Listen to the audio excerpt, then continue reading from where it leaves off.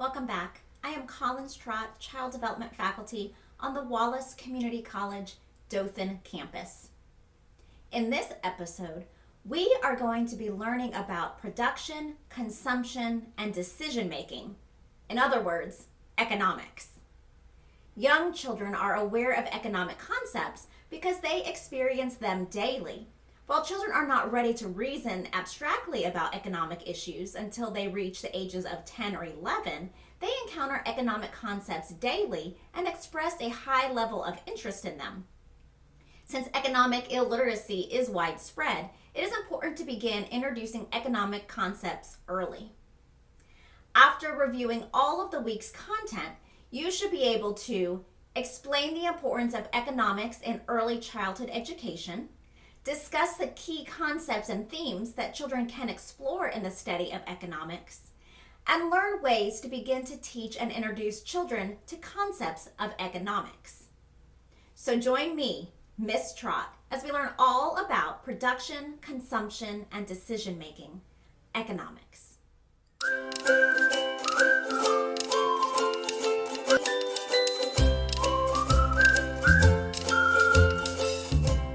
Young children experience economic concepts daily. Children enter the preschool primary classroom knowing that it takes money to make purchases and they can offer some services or product to get money. According to the National Council on Economic Education and the National Council for the Social Studies, it is critical that all children be economically literate in order to function in today's and tomorrow's global economy. If all people had everything they wanted, then knowledge of economic concepts would not be critical. But today there are major differences between what people need and what people can have. Thus, an accurate and workable image of the social system in general and the economic system in particular is increasingly essential to human survival. The concepts of scarcity, the difference between the unlimited wants of people and the limited goods, services, and materials available is a major concern of economic education. Economics is the study of how goods and services are produced and distributed and the activities of people who produce, save, spend, pay taxes, and perform personal services to satisfy their wants for food and shelter, their desire for new conveniences and comforts, and their collective wants for things such as education and national defense. In their play, children reveal some understandings of economical concepts.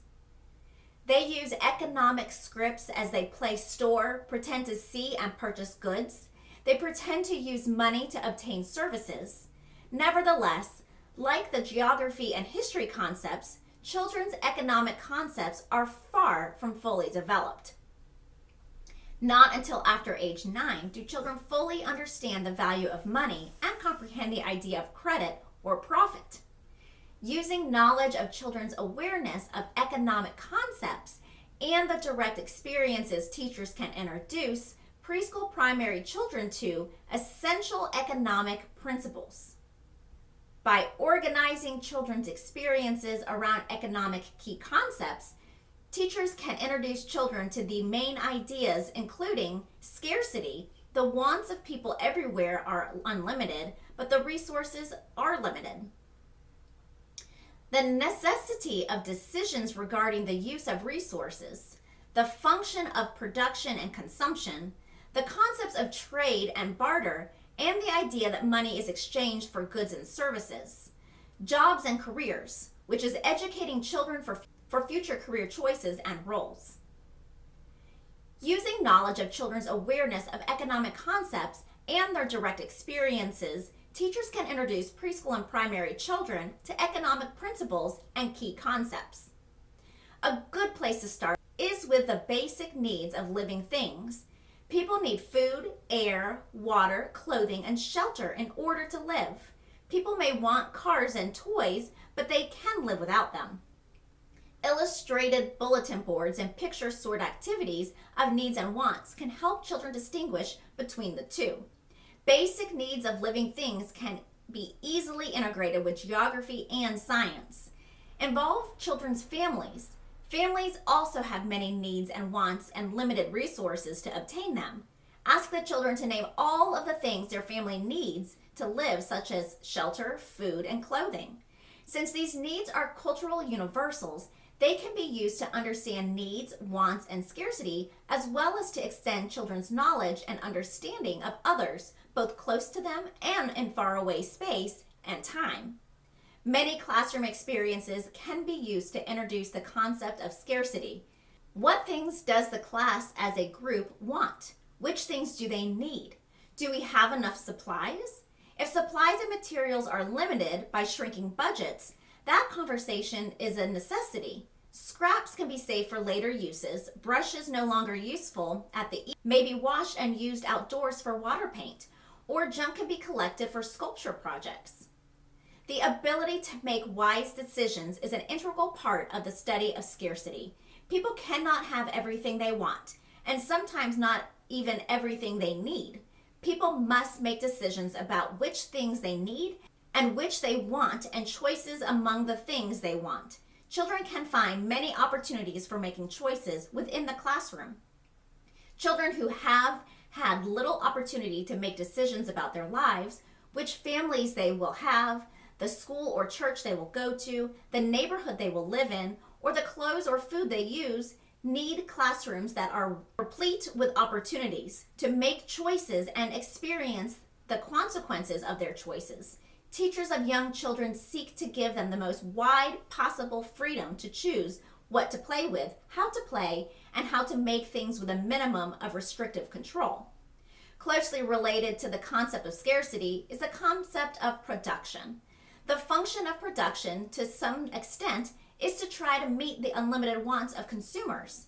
In a democratic society, people choose the goods and services they consume and produce, although advertising and consumer demand influence both.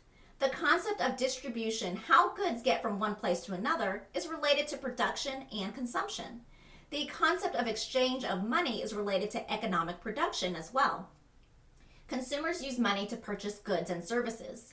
Children can develop concepts of being a consumer and the function of money and the differences between the goods and services, production and distribution. Children are interested in what the adults in their world do at home, school, and in the community. They are exposed to many different jobs in their daily life. Children often say, "I want to be a," when I grow up. The study of jobs helps children learn job specification and diversification. Adults do different things, each having a purpose tied to goods or services. At home, children can identify their parents' jobs and talk with them about their work. In school, they can walk around the building looking for all of the jobs that people do and interview some of the workers doing them. In the community, children see doctors, police officers, grocery store clerks, and so on. The class can generate a list. They can also generate lists of producers and those involved with distribution, like truck drivers. The various jobs can be studied in many ways. Now, let's review what we've learned. The major economic concepts appropriate for preschool primary children are ideas about scarcity, decision-making, and the function of production, distribution, and consumption, as well as jobs and future career choices and roles. You introduce the concepts through children's experiences, both incidental and structured. Every day, children experience the concept of scarcity. They must make choices. They must conserve materials and energy. They must consider their needs and wants in relation to available resources, and they need to make responsible decisions and learn to live with the consequences of their decisions. As consumers, children develop an understanding of the producer concept. Some produce services, others goods. Goods must be distributed to consumers. Money is required to pay for both services and goods. The diversity of producers' work lead children into a study of different kinds of jobs, as well as the resources that producers use in their jobs. Even though their working lives are far in the future, preschool and primary children are not too young to learn basic attitudes toward self and work that will prepare them to make wise decisions about future career choices. The skills of identifying jobs, decision making relating to others, and learning basic skills are part of career education. Although research supports introducing young children to economic concepts, it is important to ground your teaching of concepts in children's concrete, everyday experiences through an integrated whole curriculum. If children are to gain necessary awareness of and develop initial economic concepts, they must be involved in experiencing, doing, and acting for themselves. That wraps us up for this episode. You can learn more about this topic by reviewing the resources posted in your course. As always, if you have any questions, please contact me or your instructor. Thanks for joining me, Miss Trott, as we learn all about production, consumption, and decision-making economics. See you next time.